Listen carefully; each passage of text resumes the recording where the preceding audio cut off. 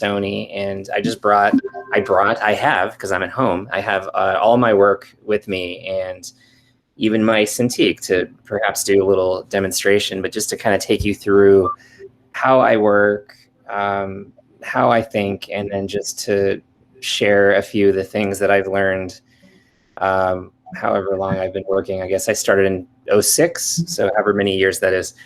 But yeah, I loved being at your school whenever it was last year. I think it was 2 years ago. But yeah, I'm happy to be almost back, and hopefully one day in person again. So, so my start was probably very similar to a lot of you. Is I was just the kid who could draw in school, and it's just what I did. And I was an only child, so I spent a lot of my solution to boredom was drawing by myself. And I don't know if you guys experienced this, but it was a weird feeling going from, as far as art, like the big fish in the small pond feeling of, I was the kid who could draw. And then I went to art college. I went to Cal Arts, and I was there with everybody else who could draw. And I saw some of the best work I'd ever seen. And we would all carry sketchbooks around, and I would look in people's sketchbooks and just be like, oh man, I needed to draw more. Like, some of these people are just so good. And something happens, I think to a lot of people, whenever you start something new, and I talked about this last time, your abilities and creativity kind of lock up. It's a combination, I think, of nerves. I think just having so much new input, that what I discovered is I feel like my abilities just failed me. And I started my first couple weeks at Cal Arts feeling like I couldn't draw, and my ideas were just not coming. I felt really stopped up, and I realized that happens every time I do a new thing. It happened when I started at a studio. It just, new projects, sometimes being with new people, there's this kind of freezing up of the abilities. But then I find, and I'm not sure if you guys experience that, but something magical happens afterwards. Is after the dip, your abilities like go back up, but higher than they were. And that just continues to happen. You take a dip and then go up, and then that's, I think, ultimately is what growth is. But it was just an interesting journey for me as an artist, going from, drawing alone and then to drawing with a lot of people. And something interesting that I found is all these aspects of my personality that were always very unique to me.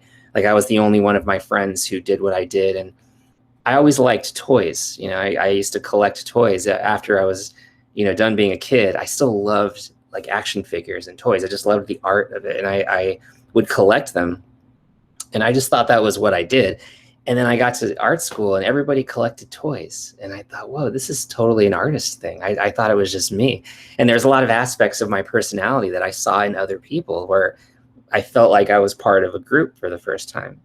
And so, as you guys do, I worked on films. And so 4 years at Cal Arts was 4 films.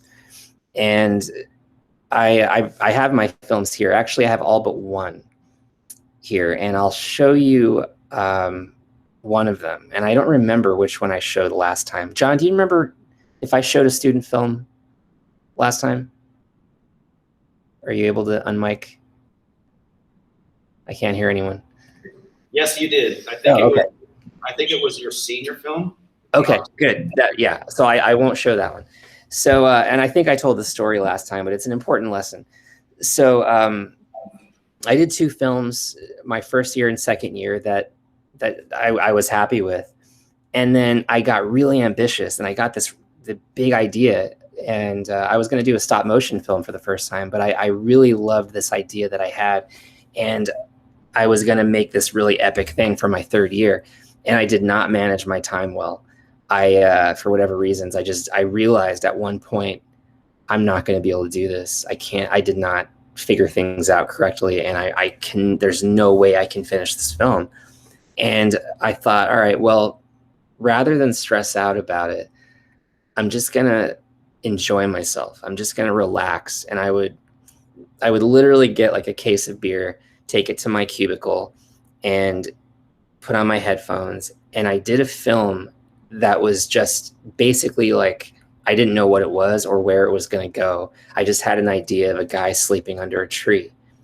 And I was just going to see what I animated. And it was a straight ahead process of thought where I just had fun with what I had learned animating. And I ended up making this film that I was really weirdly proud of. It doesn't make any sense. It ended up getting into the producer show, which is, if you don't know, the Cal Arts has the producer show where they select a small handful of films every year, and they show those films to, in a theater to all the big studios, and a lot of, usually good things come out of it. So people were so mad at me because I did this film in a couple months, just sort of like fueled by fun and beer and relaxation. And I ended up making this weird little thing that I ended up feeling very close to. And so I'm going to present this third-year film for the first time, and hopefully the sound is not terrible, because I never released any of these on YouTube because I don't own the rights to the music. One of them is on YouTube, but it's a terrible mix that is copyright-free music, and it's terrible, and I wish it wasn't on there. But so I will show you my film that's never been released. I think this might be the one that you showed last time, but now I want to see it again. So The whole transformation. Is it? Did I show the guy sleeping under the tree? I think so. But let's see it again, because now I think we all want to see it after you kind of told us the story behind it. All right, can you see that? Yep. Okay. Oops. What's going on here? Where's full screen?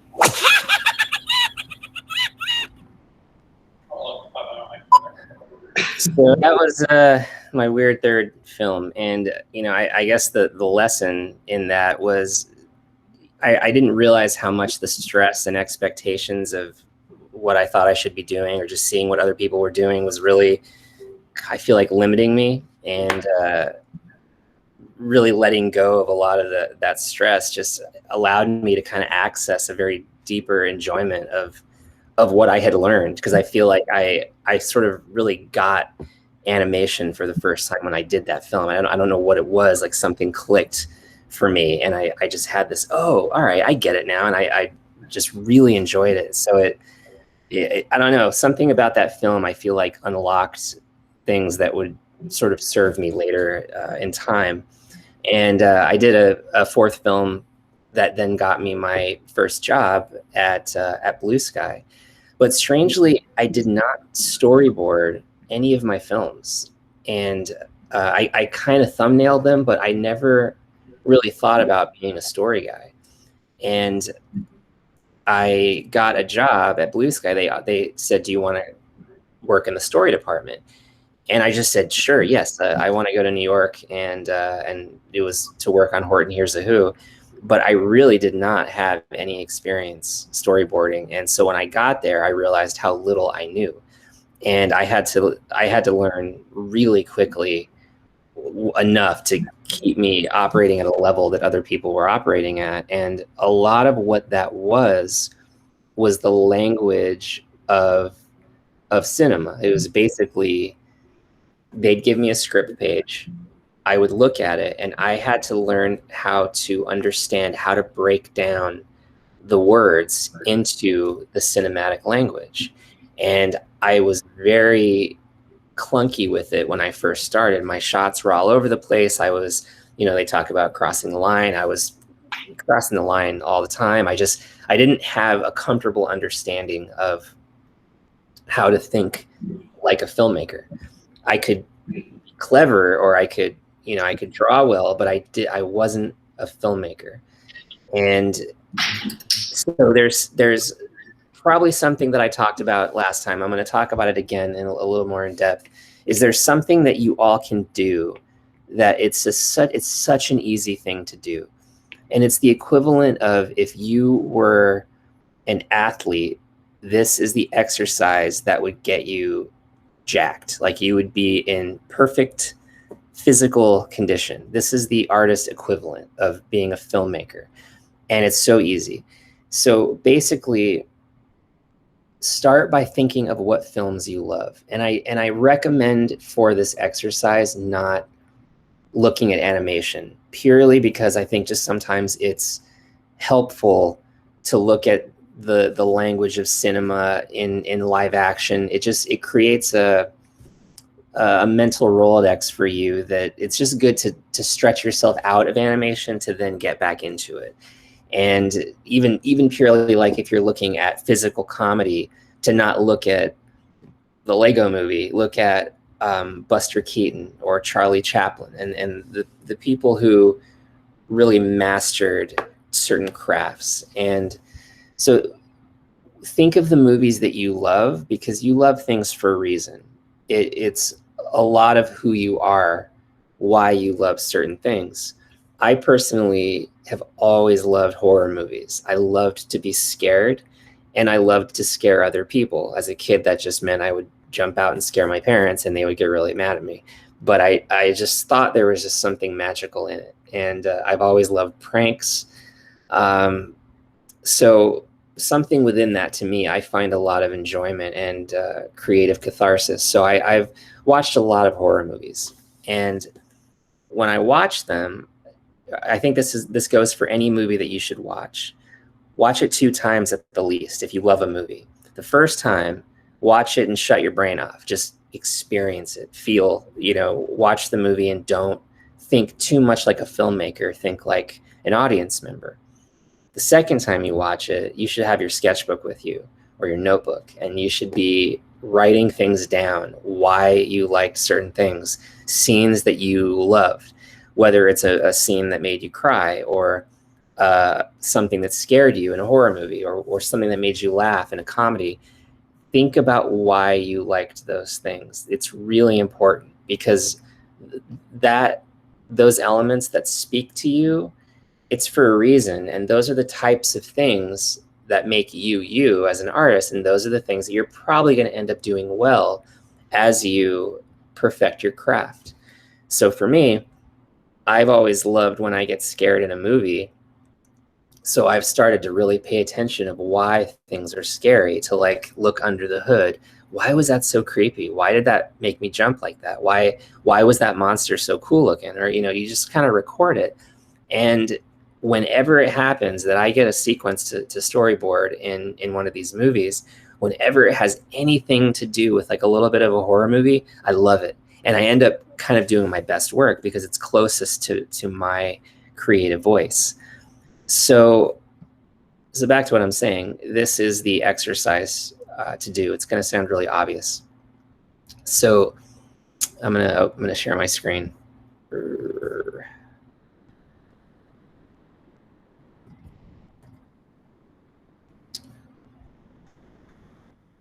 Okay, so this is a clip from The Conjuring. I apologize, it's very dark and there's no sound. And this was a part of the movie that scared me. It really made me jump. And it's basically a jump scare. They're hearing something. The girl opens up her wardrobe. The other girl looks up. She gasps. The sister looks, and then we reveal something on the top of the wardrobe, and it jumps off, and we cut away. It's not very effective without sound, but the first time I saw that in the theater, I jumped out of my seat. And then there's an amazing thing that happens in movie theaters when you go watch a movie and everybody jumps and gets scared. There's always laughter afterwards. There's a really interesting correlation between fear and laughter. I don't know what it is, but there's something. And so these are the shots. I just took screenshots. The sister one is looking up. Sister two opens the wardrobe. Sister two is looking in the wardrobe. Sister one is looking up at something with a look on her face, like, what is that? And she gasps. Sister two hears the gasp and then looks up to see what she's looking at, and we reveal that there's something scary crouching on top of the wardrobe. We go closer to get the full effect, and then it jumps off the wardrobe. So what you do is you make you can do this digitally or on paper, but basically just make a bunch of thumbnails, little rectangles. And this is a sped up version. These are not supposed to be pretty. This is for you to build your mental Rolodex of the cinematic language.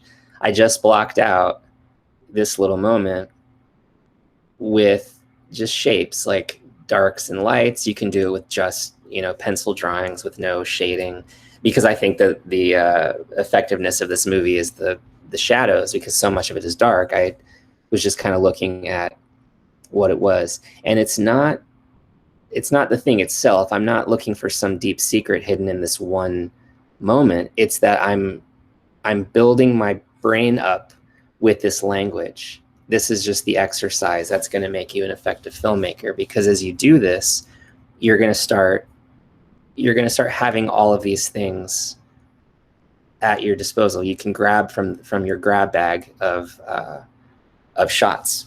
And so if you were to do this, let's say 30 minutes every night with movies that you love, in 1 month, you would be like a top athlete, but a top artist.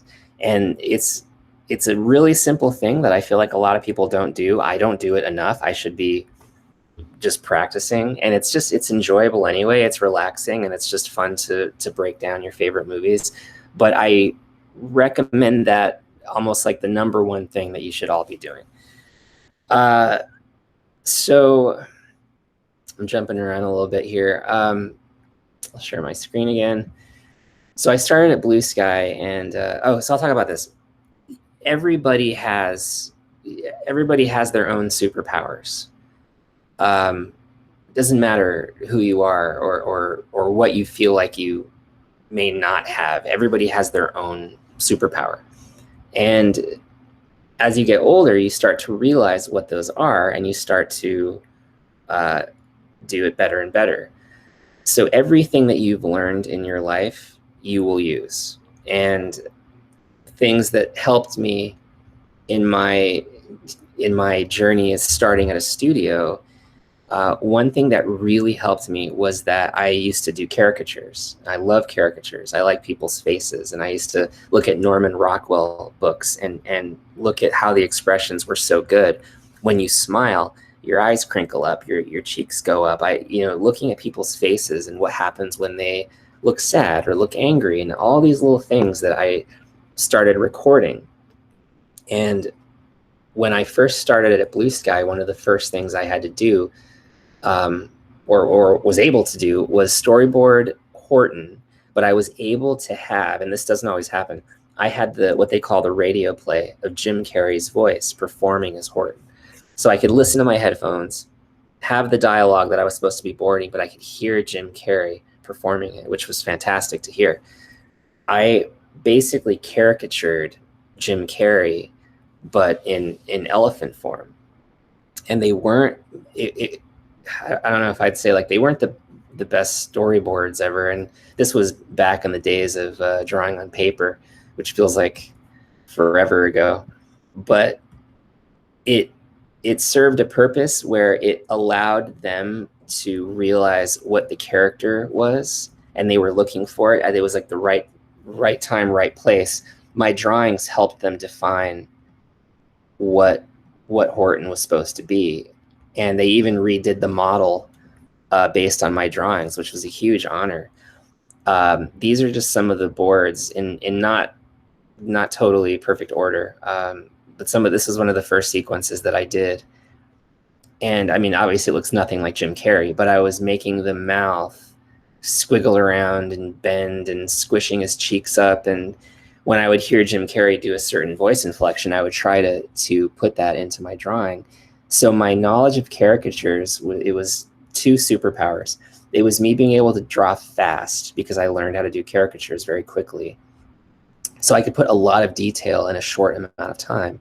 And I was able to make Horton act. And acting with your characters is one of the most important things that you can learn. And that doesn't necessarily mean it has to be complex or even, particularly beautiful drawings. You can have a very simple character, but know how to effectively make that character act.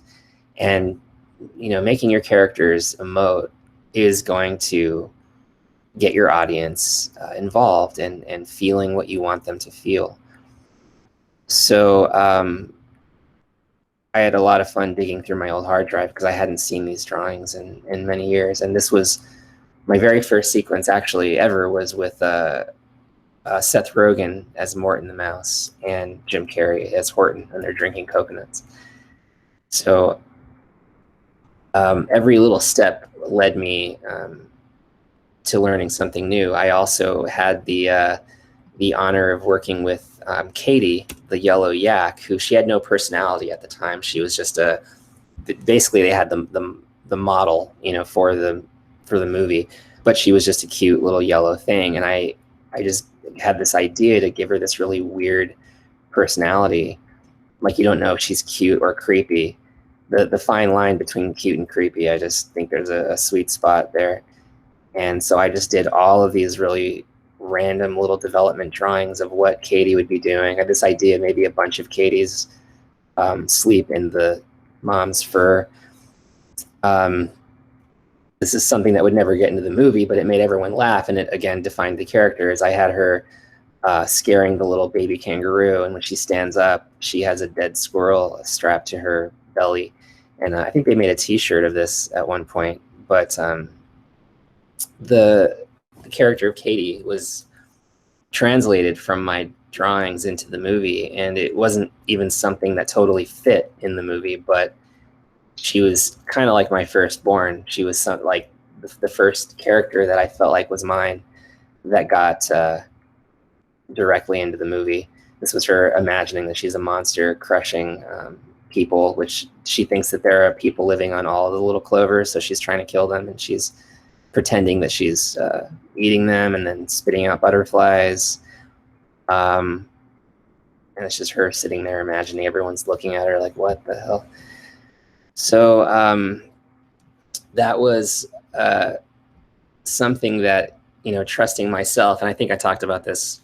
My very first pitch ever at Blue Sky was pitching the Jungle Kids. I was supposed to think of personalities and create situations for them to develop who they were and how they acted in the movie. And so I made all these little moments with the jungle creatures, and I had Katie in there.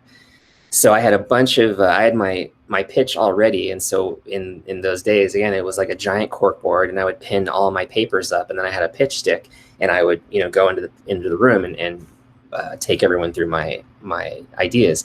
But before I pitched, I wanted to make sure that I wasn't just totally off the mark. So I got one of the more senior story guys there who had been there the longest, and I said, can I just see what you think about my drawings here? And I pitched him all the stuff. And so he said, that's funny. I don't know. I don't really understand the Katie thing. I don't know if I'd pitched that one, but the rest of it's, kind of funny. He was not enthusiastic. And I was like, oh man, I suck. And so I thought, all right, well, maybe I just think Katie's funny. I'm not going to pitch it. So I literally took the stack of Katie drawings and I plopped it in the trash. And then I thought, oh man, there's a lot of gaps here. I need to fill this in quick. So I was just working on other stuff. And then when it came time for me to pitch, I wasn't confident in how much I had. So I just took the Katie ones and sort of like filled it in. I kind of just like sort of in the middle, put them there, and I would just kind of breeze past them just to make it look like I had a lot of stuff. The Katie stuff like killed. The directors loved it. Everybody was laughing except that one story guy. And they were like, do more Katie, just go do more Katie. That's what we want you to do. So I just made a ton of Katie drawings. And at that time, I was also learning how to do real storyboards. I was, making silly Katie drawings and learning the language that I have been talking about, the cinematic language. And it's been a process that, you never really stop learning. I'm still, to this day, trying to become a better thinker as far as being a filmmaker, and still, watching movies twice, the second time trying to figure out, why do I like that? Why was that so funny? Action movies, those are like the hardest ones to board. If you ever have an action sequence and you're doing a film, they're super hard. And especially if there's like a lot of characters, and those are just really great ones to figure out how to, when to cut, how, what to show, like how the camera is alive. The camera is like its own character, and to keep the camera moving how you want it, not just arbitrary shots like, stick them there. Like you want to really put things in a way that you are consciously, weaving this thing all together. And so I have this idea that making a film is like cleaning and designing a home. And so when you go into someone's home, or someone's room even, or apartment, you get a feeling. Like when you walk in, does it smell like food? Does it smell gross? Is it clean? Are there twinkle lights? Is there music? How's the light levels? So when you walk in, you're going to get a feeling. You're going to either be comfortable, you're going to be a little uncomfortable. You don't always know why. You don't consciously recognize every single thing in a house that's making you comfortable or uncomfortable. When you clean a house and you get things ready for guests, and you are like cleaning the floors and dusting, in between places, and light incense and get candles, and you clean the kitchen, and you cook something in the oven, and you do all these little things, and you really put a lot of love and effort into it, and somebody walks into your home and they're like, oh man, this is so nice in here. They don't know why, but they get a sense like, oh, I like your candle. But they don't know all the little things that you did. Only you know. But that still gives that person an experience, like a vibe, a feeling. And then when they leave, they're like, oh man, I feel so relaxed. I really love your place. It's the same exact thing with making a film. You do all these little things. You design a character, you create details in the set, you think about the mood that you want to convey, the color choices that you do, all these little things. It's like dusting under your couch. It's like making an experience for the audience. And when the audience goes in to watch your film, they're going to get a vibe. They're going to feel comfortable, or whatever you want them to feel. And no one's going to notice all the little details that you work hard to make, but they're important that you do them. And there's a lot of things that you're going to put together to give people the experience that you choose. So I always have that idea of just, you know, cleaning the house and making the film. You got to really think about all the little things you're doing. So I'm going to take you through how I board a sequence kind of from start to finish here. So I will share my screen once again. And whoops, wrong button.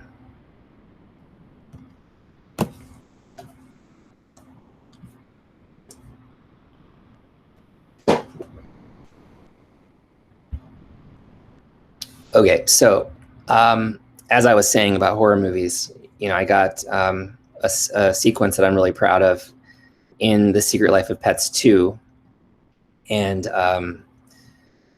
the idea is that, so what we knew was Gidget is watching Max's ball that Max loves. Gidget is going to drop the ball somehow, and the ball is going to end up in the cat lady's apartment, and the cats are like zombies. That's what we knew. That's like the extent of the details. So I had to figure out how I'm going to get her from point A to point B, and then what happens when she gets to point B. So this is how I start anything. I decided to make her, like, she's been watching this ball for so long that she's tired, and she's like, you know, it's like the guard on duty falling asleep. She's watching the ball, and then she's falling asleep, and she can't stay awake. So I write down these little notes of like, how do we get to the window? She's going to see the ball right before it falls out. That she's just missing it. She's running after it, that it goes on the rails. It goes on the stairs. Let's see. Do we see the cat? Oh, this is when it gets to the window, when it bounces onto the window of the cat lady apartment. Little questions for myself. Does the ball roll in right away? Does the ball disappear from its spot? I had this idea of just kind of the creepy curtain, and that there'd be like cat tears in the curtain. That's dark in there, like you're going into the horror movie. You're going into the zombie's lair. The curtain's blowing kind of mysteriously, and we see Gidget approaching. Yeah, just, I mean, like chaos. I mean, all the notes to myself that I knew what they were at the time, but anything I think of, I'm just writing it all down, just fast, like not pretty, not even well thought out. Whatever comes to your mind, you're just slopping it down. Looking for the ball. Looking for the ball is what allows us to look around the room. I was thinking of the details of the apartment. Would there be like porcelain cats and clowns, little knickknacks, creepy paintings, creepy family photos, elements of hoarding? Things are all torn up. She sees the ball, and then reveal the cats coming out of the shadows. It's like The Walking Dead, or, you know, movies to reference: Walking Dead, Ghosts, The Ring.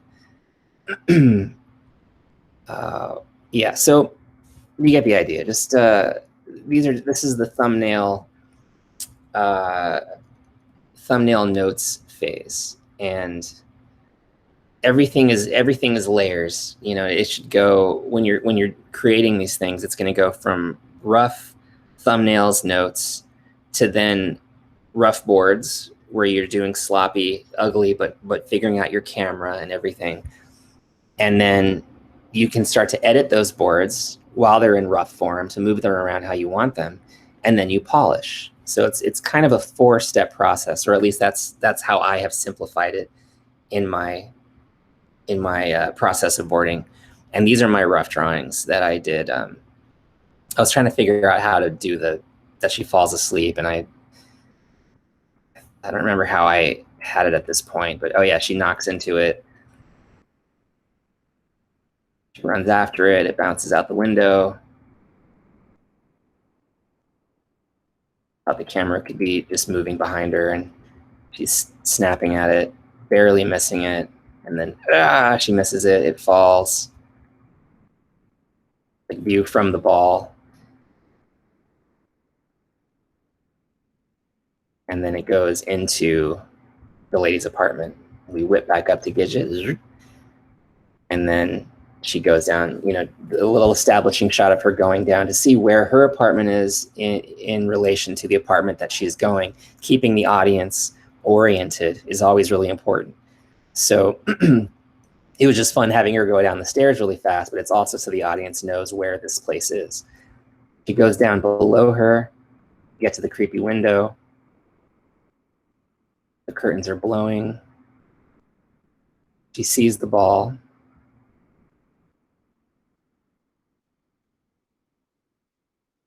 A lot of this changed. That was as far as I got on my roughs. So here, actually, I'll just show you the finished product. So this was, these are the boards next to the finished film.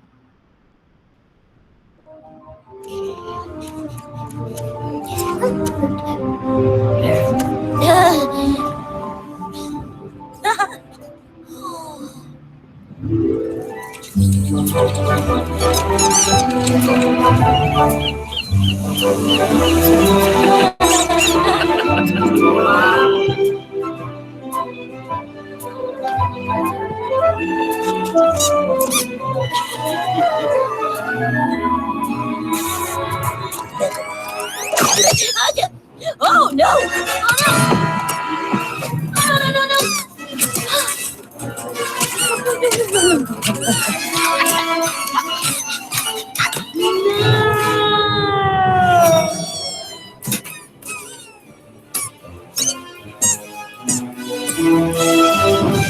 Gidget, what have you done?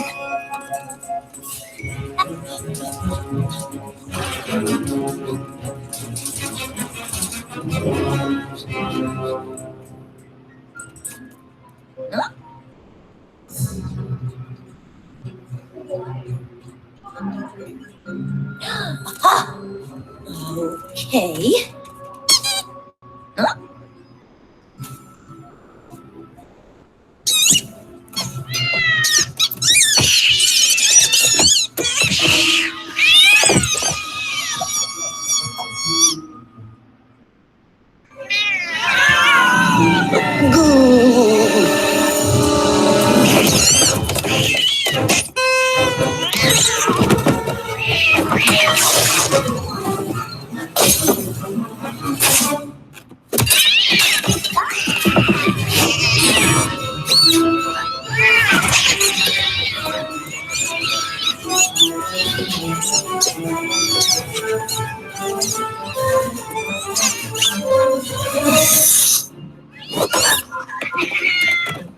Oh, dear sweet busy bee.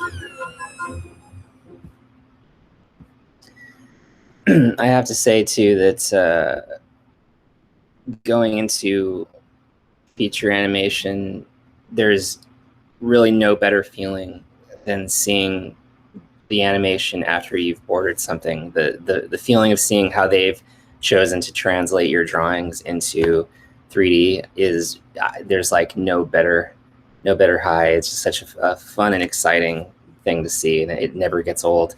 So if you choose to go forward into feature animation, it's the same thing in TV. Just any time you see your work translated into the finished product, it's such a cool thing. So I've got kind of an infinite amount of stuff to show you, and I'm gonna I'm gonna give it back to you guys in a minute to see if there's stuff that you would like to see or talk about. But I have some advice that I was gonna leave you with, a few things that I just think are important.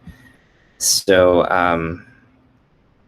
share my screen once more.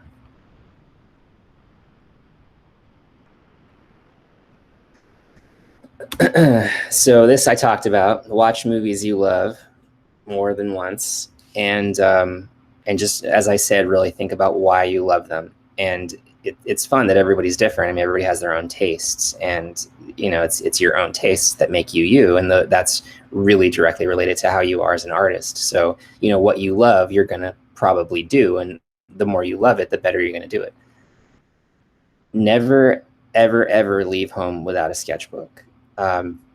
I do it now just because I am wrangling 3 children, and I have just no place for a sketchbook in my life at the moment. But as soon as they're a little bit older, I will be back to having a sketchbook everywhere I go. Your job is to be recording everything, just notes all the time. Just when you experience something, you should be writing it down, because this is all fuel for your stories.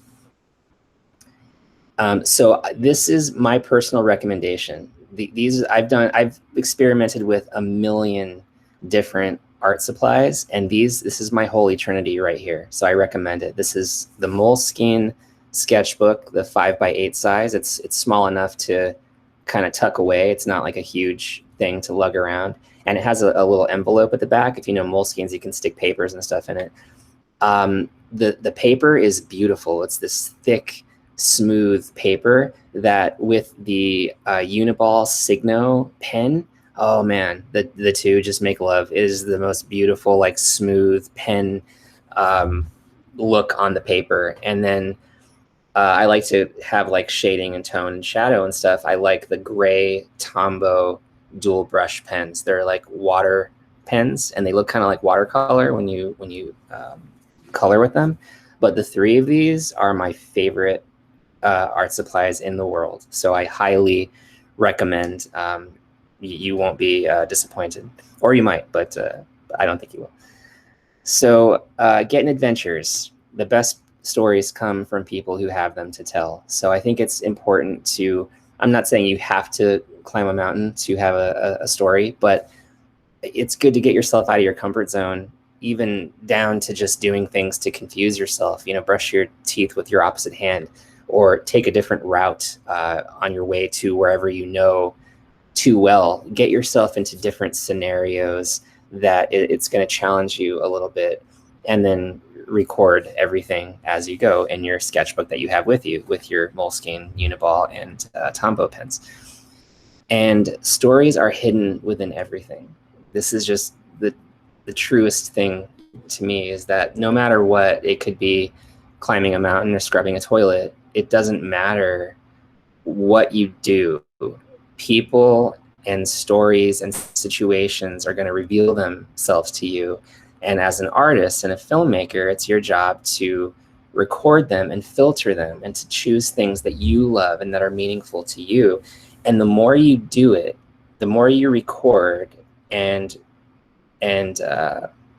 create and write, the stories are going to start to form themselves for you almost sort of magically. I found that when I was living in New York and I was taking the train every day, I had a really nice commute in New York that was about an hour and a half, and I loved it. I was on the train most of the time from Manhattan to White Plains, and I would either draw, read, or sleep, depending on how little sleep I got. But I was writing pretty much every day. I was writing on my sketchbook, and my brain got so elastic that my creativity was just flowing. I felt like I was a stronger artist than I'd ever been in my life, because I was just writing and sketching every single day, 2 times a day with that long commute. So it really is going to serve you well the more you just are putting things down in your sketchbook. If you look like you know where you're going, people will assume you do. You can interpret this how you choose. It has a bit to do with confidence, but it also has to do with no one really has any idea truly what the hell they're doing. We're all just, doing the best we can. And don't forget to sort of put yourself in situations and kind of own your space and allow yourself to be a person to experience life in the best way you can, because really ultimately we're just kind of trying to make our way. And so artists are just a very important part of that puzzle. Ask more than you declare. Ask questions. It's a good thing to sort of allow yourself to be the student wherever you are, and be curious and try to just ask people their stories. It's going to open up doors for you that are really amazing. And one of the the best gifts that you can give to a person is asking them about their life, or just asking them a question. It does something really special, and it's very important for an artist to open up those doors, because it's gonna fuel your craft. And don't be a dick. You would have no idea. I mean, we have, in my experience of working in the studios, there is a really talented artist who will not get hired because they don't play well with others. And somebody who is not as strong of an artist, but is a really good team player, is going to get hired more than the person who has an attitude or too big of an ego. So treat others kindly and with respect, and remember that you guys are the industry. Like, you're the future of the industry. It's happening right now where you are, and you're going to blossom up into be a part of what's happening in the world and the current zeitgeist in years from now. So treat each other kindly, and it's gonna be better for everybody, because, you know, word gets around when people are not nice, and it's not that big of an industry. So it's a little thing, but it's a really important thing, is be kind to each other. So that is, I'm like blowing out my voice here from talking too much, but I want to ask you guys any questions, or I can show you more work. I've got my hard drive here. I can do a demonstration, or whatever you guys would like.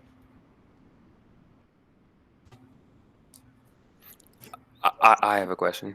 Yeah.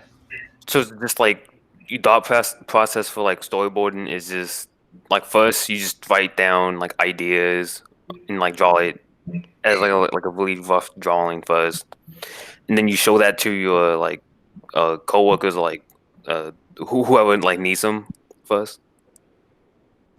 Yeah, it kind of depends. There's no one way. I mean, it's always good to ask those around you for input, but a lot of times the roughs are for me to figure out what I'm doing, and then it really is up to you and your situation. I would say overall, as you guys are concerned, the more you ask, the better, you know, and it's up to you when you want to share it. I would say this: there is it's great to ask, and it's great to ask for input and to accept criticism, but sometimes your idea can be a little bit fragile. It's like a seedling, like a little idea that you're like, oh, I kind of got this. I think there's something here. I think that there's something special in here. And sometimes if you ask too early and someone gives you like I don't know, it can kind of ruin your idea. Like it sometimes when you think it's special, keep it, like, grow it on your own, and get it a little bit stronger, get the roots stronger, and then share it when you can really talk about it. But I have found for me, sometimes, like, this will happen with my wife, don't tell her, but I'll tell her an idea, like, I got this idea about this story, and if she like doesn't quite get it, it like ruins the idea. And I should, you know what I mean? I should have like kept it quiet and like got it a little bit more fleshed out before I shared it. And then it's like, then I can pitch it and I give it a chance to live. But that's what I have found anyway. I don't know if that makes sense. Oh no, that makes like a lot of sense. It's like basically like the whole like Katie situation that you were talking about. It's sort of like that, basically. Yeah, yeah, and you know that's, you know, I almost listened, you know, to that guy, and I ultimately, you have to have faith in your own ideas, you know, and it's always great to accept constructive criticism, but somebody going, if they're not telling you why, like he didn't tell me why it wasn't working, he just thought it wasn't working. Maybe he was right, and maybe some people don't think it works, but I thought it was funny, and then it turns out other people did too.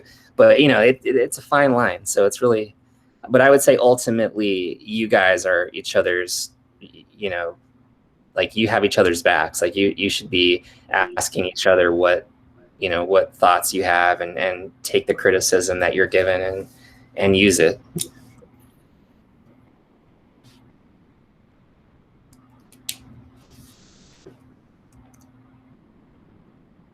Anybody else? Anybody have questions? Go ahead, Will. I know with the advice of drawing every day, I know the common fear will be mean people may potentially burn out from all of that drawing. My question is for you is like how have you ever experienced that sort of burnout with your experience, and have you found like ways to combat it? I didn't catch the very last part. Have I experienced burnout and what? And have you found ways to combat it? Burnout's definitely real. There's a few things. Managing your time wisely is, when I first started my job at Blue Sky, one of the producers walked by my office and I was in there like drawing really late, and just I was burning myself out. And he walked by and then sort of stopped and came back and he was like, Eric, it's a marathon, not a sprint. And then he walked away and I went home. So, you will have moments where you get burned out, either just physically, I've blown my arm out animating, or you just get mentally tapped out. But the more you do it, like an athlete, the stronger you get. It's like a runner, a runner gets tired and fatigued and has to stop. But the more you run, the further you can go. So it's really just, a combination of learning the situation that you're doing. Like if you have a film to make, to manage the time in a wise way. And, the saying, work smart, not hard.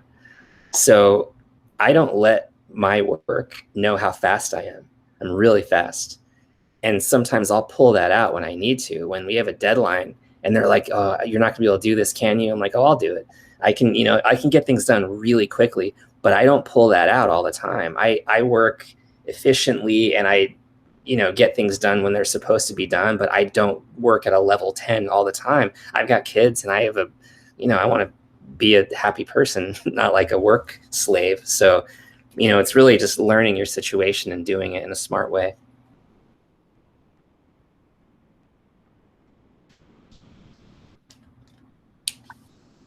I've also got more, I don't know if you guys want to see more storyboards. I've got my films here. So I've got Horton boards. I've got Despicable Me 2. I've got all kinds of deleted scenes and stuff that just never made it into the movie. Or is there anything that you guys want to take a look at? I had a really quick question. Yeah. So not necessarily in terms of burnout, but let's say that you I'm trying to figure out how to word it. You need to come up with an idea and you have, I guess, writer's block, but you're motivated and really want to work on something. What do you do to figure out your idea? Sort of how to get around the writer's block? Yeah. Yeah, that's a really good question. That's kind of one of the best questions ever, because I don't know. It depends. I think if you could crack that question, people artists would be sort of unstoppable, because that's one of the hardest things about it, right? Is writer's block.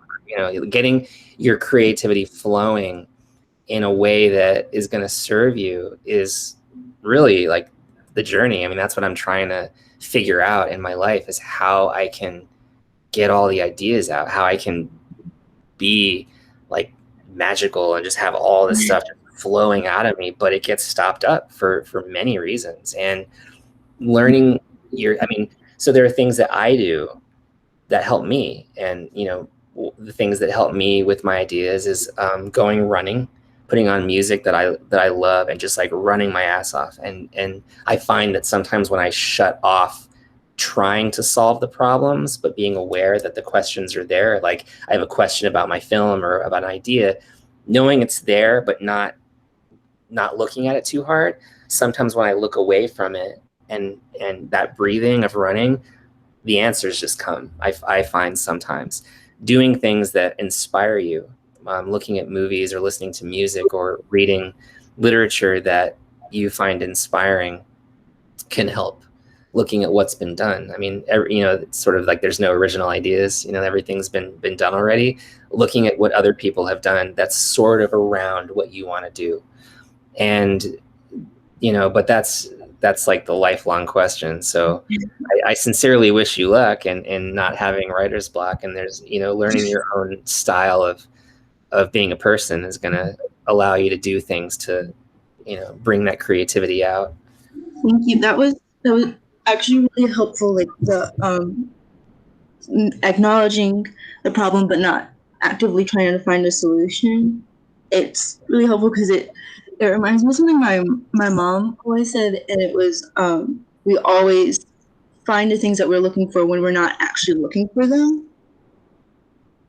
And it was like we just like made a really big connection, and I think that helped a lot more than I think it did. That's very wise.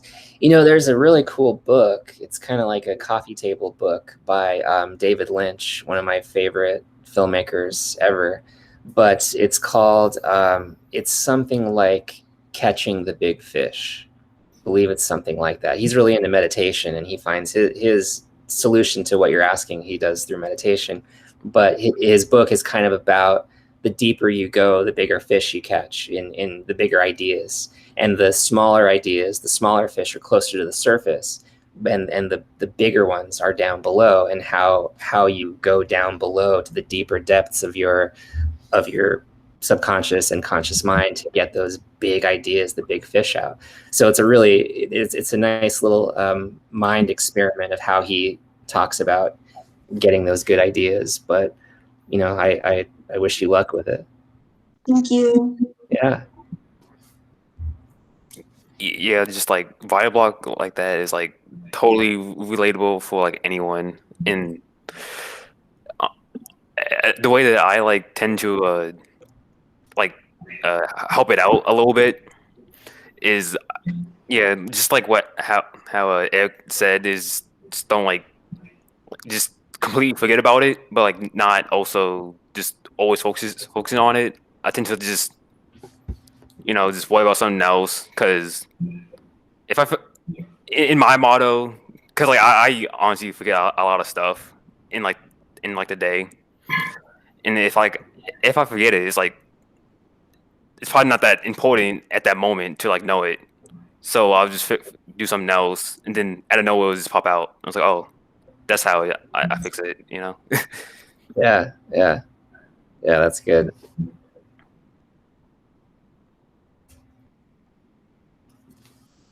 Eric, so if you could work on anything that you wanted to work on, let's say that Sony just said to you, we're going to continue paying you, but we're not giving you a project. Just go do whatever you want. What would you do? Like, would you continue to, like, because you said, the reason I asked is because you said that you're kind of in this position now where it's a little bit different than what you've done in the past, because you're kind of bringing up a project from the ground up. You get to kind of work in that blue sky phase where you're just kind of building the idea from the bottom,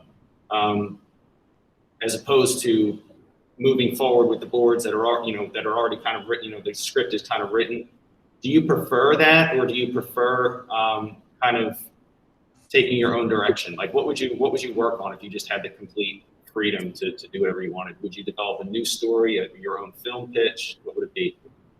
That's a really good question, because there's different sides of my creativity, and it, like, if somebody said you could never make films again, I would still have other things that I would love to explore creatively. And I mean, if it were just my own playing around, like I like, as I said, horror movies, like I love masks, like monster masks. Like I would love to design creatures. I would love to do more sculpting. I would love to do abstract art, like giant canvases, and just, like a bottle of tequila and a bunch of paint and just go crazy on this giant canvas.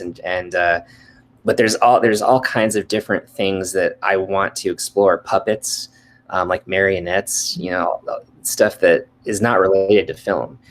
And then, with film, I have stories that I would love to tell that I'm trying at the moment. I mean, I'm sort of creating some ideas to pitch to hopefully develop. And the closer something is to my personal voice, the more satisfying it is to execute. Although I love helping others execute their vision, you know, and just being part of a team and collaborating is so satisfying and fun. I love people and I love collaborating with other artists, but I've never had the experience of getting other artists to try and help me with my story. And that just sounds awesome. Like that just sounds like a really fun and satisfying way to make something. So that's kind of what I'm aiming for now. Like in this chapter is, can I make something that's mine and make it big, you know? So that, I don't know if that totally answered your question, but yeah, that's awesome. Do you have a favorite out of the films that you worked on? Do you have a favorite?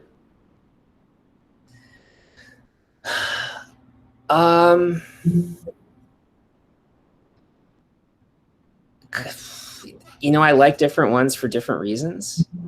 I mean, Horton is so special to me because it's my first film. And so the experience of working on it, I might say was my favorite, but honestly, I can't watch the movie. I don't like it. That's recording. Can you edit that out? I know I like things about it, but I'm really critical, and there's just things that I see, you know, when I watch the movies, I just see like, oh, that was a failure. Oh, I tried to get this in there and it didn't work, or like, oh, that wasn't a good joke, or, you know, I'm too close to it, so I deconstruct it. And every film that I've made, I've really enjoyed the process. I got really close to The Secret Life of Pets. They're not my favorite movies in the world, and I wish certain things about them. I wish we could have done different things, but I got so close to those characters. They became so real to me. Like I helped develop Snowball the bunny, and I feel like they're real to me. So yeah, it's a really hard question to answer. I don't have one favorite.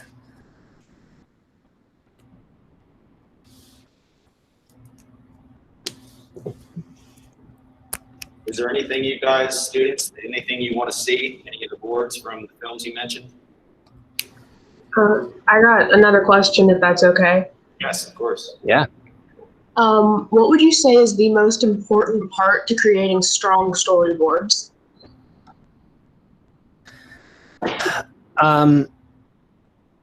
Clarity.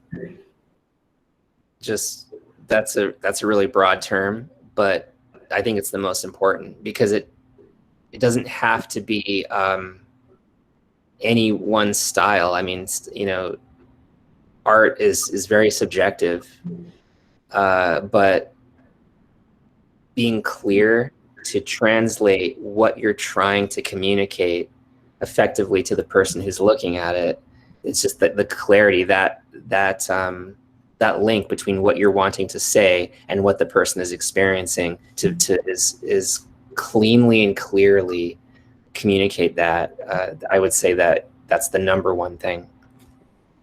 And then, you know, obviously there's other things like, you know, work on your draftsmanship, work on your acting, work on your, as I said, the cinematic language, know how films cut together. It's, you know, from one storyboard to the next, there's something between there, and in between that could be what's called a jump cut, or that could, you know, you could cross the line, or it could not make sense. You can lose someone in between two storyboard panels. So there's a knowledge of how to weave your boards together that is a really important part of the process. And, you know, I'd say a lot of animation is comedy. It doesn't have to be comedy, but a lot of it is. So being able to be funny will usually serve you well. And I mean, most films have comedy in them, even if they're serious.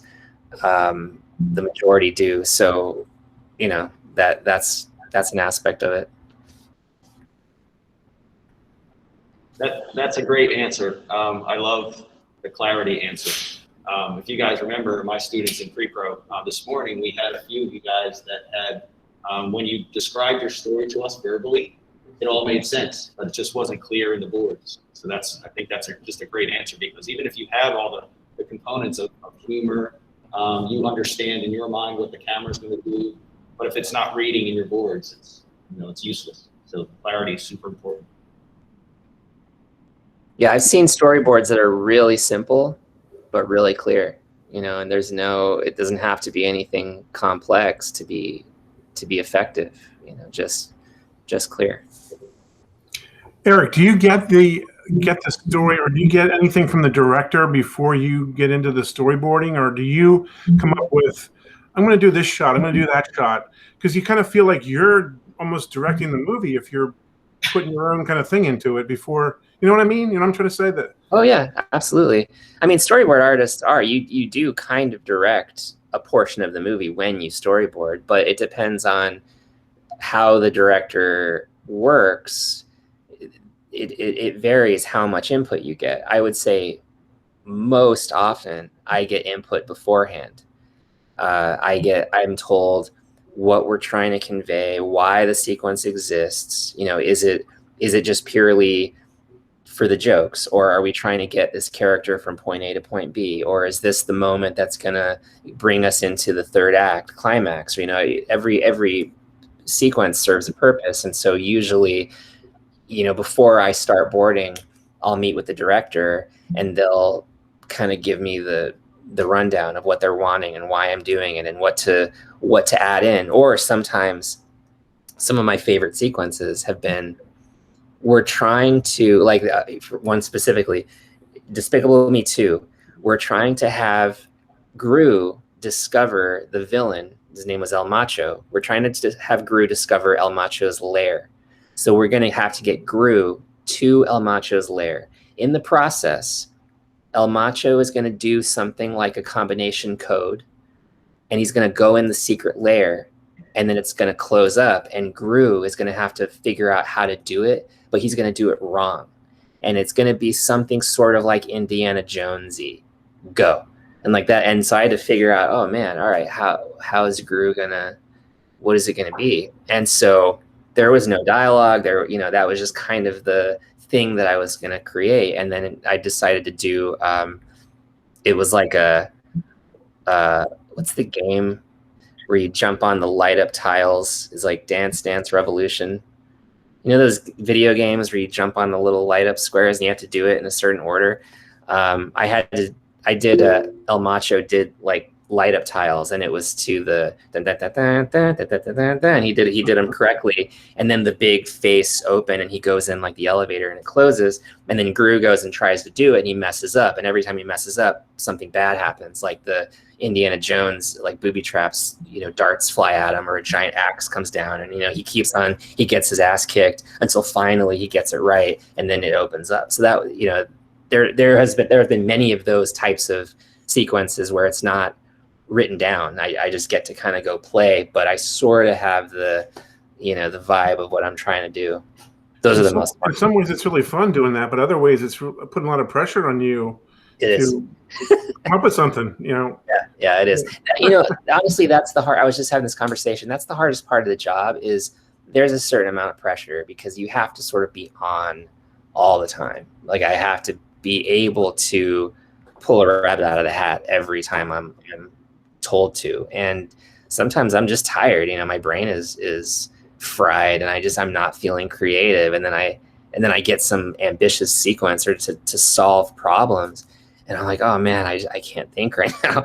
So that's that pressure, I would say, is the hardest part.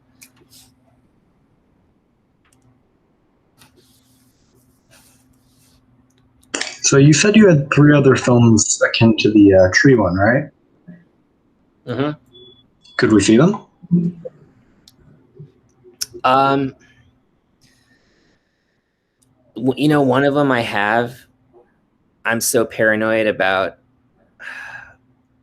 our current climate of, I just don't want to get like canceled. It's like a very offensive film. It's a dog that's in love with a pillow. And so there's a lot of dog mischief with the pillow. Understood. So, Do you have Do you have the Despicable Me clip that you just talked about? I do. Yeah, can we see that? Sure. Let's see.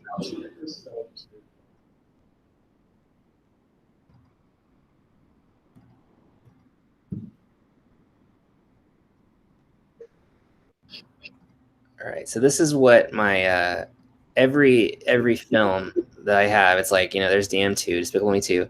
I create my little files, reference, you know, all the things I look at to, you know, all the different characters, layouts, like different stuff that I use throughout the process. People will send me the sets or designs or whatever, and I just keep it all in a folder to look at as I need it. And then I keep all my boards. They're all labeled by the sequence number. Every part of a movie, like a sequence will be labeled with a number, and usually every sequence has a name, like even if it's just intro or, you know, whatever. And so trying to remember what that sequence was called. Give me 1 second. I'm reliving my Despicable Me 2 time here and trying to figure out.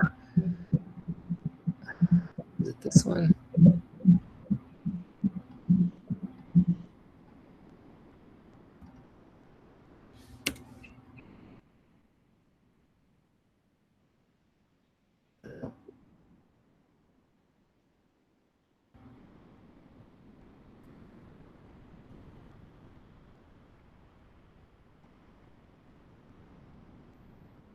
Okay, this is it. So in the movie, he's got this chip hat. It's got guacamole in it. I had people eating it as he walks by. So he's following El Macho, and then he runs before the door closes. He opens it and peeks. And then it's like these old Mayan sculptures, and then there's like a dance floor with tiles in front of it. And then El Macho walks up. Gru's watching this. And then he starts. Dun, dun, dun, dun, dun.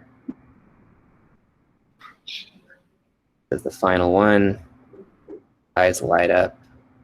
Gru's like, oh. The door's open. And then this was cool because I just kind of came up with these faces, and then they, you know, it's not exact, but they make something that looks similar. The mouth of an elevator, it closes. Gru's like, I'm going to do this. He's confident.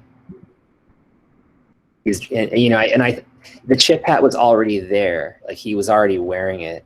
And I thought, well, okay, I'm going to use it then, like have it serve a purpose. So the chip hat is what starts messing him up because he's dripping guacamole.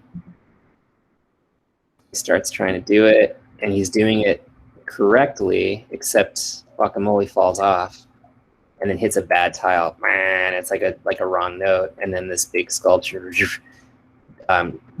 chops the back of his chip hat off. He looks up and then throws it, sticks to the sculpture like a hat, and he's continuing. Da, da, da, da, da. And then hits a wrong note, and a big axe comes. He dodges it. Wrong note again. Fire. Wrong note again. And then it just starts getting, you know, more and more. Like he's getting, everything is just getting fired at him. He finally gets it. And he's like, ha, ha. He's so cocky. He's pointing, and then the door closes on him, on his hand. So those little moments, like I love that you, like when the guacamole falls, you chose to use that as part of the story. So you're not only like Bill asked earlier, like is it kind of like directing? And it is, because you're thinking of camera angles, you're kind of making those choices in terms of the shots and the timing and that kind of stuff. But it also kind of sounds like you get to write a little bit as well. Like you're kind of writing little moments that aren't necessarily in the script that's given to you, it sounds like a lot of fun. Yeah, it is super fun. And I mean, you know, sometimes I'll get lucky and I'll get big chunks of dialogue that will go into the movie. Usually the screenwriter is in charge of the dialogue, and there's a little bit of politics involved where the screenwriter's got to do his thing, and I'm not going to be writing the movie for him. But occasionally, if a joke works and it's dialogue dependent, my words will go in the movie.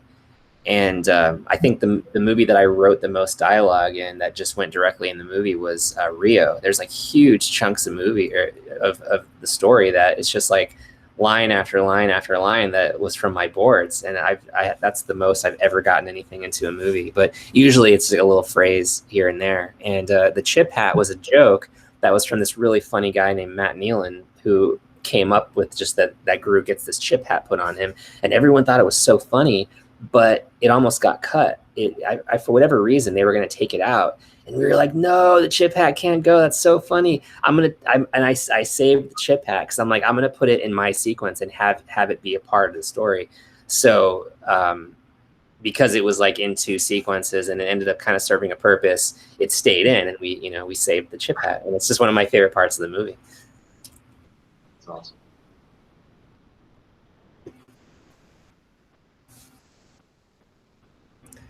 Anything else?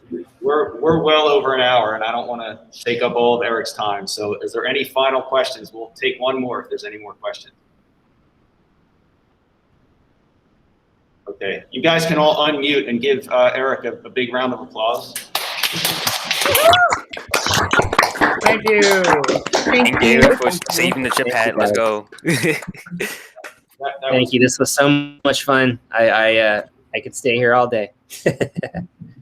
Well, hopefully soon we'll have you back in person. Yeah, I love that. I can't wait. It'll be good to see real live people. I agree. All right. Well, Well, thank you guys. Good luck with everything. Thank you so much for listening to me ramble, and I can't wait to see all the cool stuff you guys do. Awesome. Well, you and I will touch base soon, Eric. I got to get back to class, but hopefully, if you can't come back for their second pitch, hopefully next year you'll get to see it in whichever story they choose in progress. So we'll connect. Awesome. Yeah. Well, thanks so much, John, and take care. We'll talk soon. Okay. See you. All right. Bye. Thanks, Eric.